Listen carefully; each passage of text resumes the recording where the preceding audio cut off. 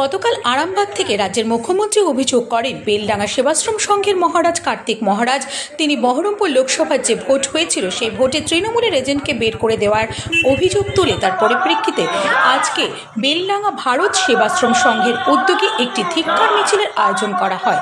ধিক্কার মিছিলটি শুরু হয় বেলডাঙ্গা ভারত সেবাশ্রম থেকে ছাপাখানা হয়ে নেতাজি পার্ক হয়ে হরিমতি হয়ে আবার ভারত সেবাশ্রম সংঘে শেষ হয়। আমরা তো এরকম বক্তব্য উনি করবেন কোনো ধিক্কার, আমরা প্রতিবাদ জানাচ্ছি। যেটা উনি রাজনৈতিক স্বার্থে করেছেন। উনি আর 3টে ভোট আছে, সপ্তমবারে 7বার ভোট হবে পশ্চিমবঙ্গে, 7 দিন, তার মধ্যে 5 দিন 4 দিন হয়ে গেছে, আর 3 দিন আছে। সেই 3 দিনে উনি আশঙ্কা করছেন মুসলিম ভোট আমার এবার আর একদিকে পড়ছে না, অতএব বাকি 3টে যে ভোট আছে তাতে যেন মুসলিম ভোটগুলো কনসলিডেট করা যায়, তার জন্য এটা উনি করেছেন।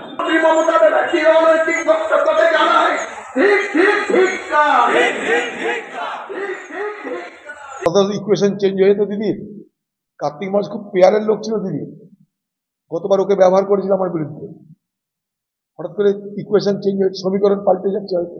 Bureau report, ITV network.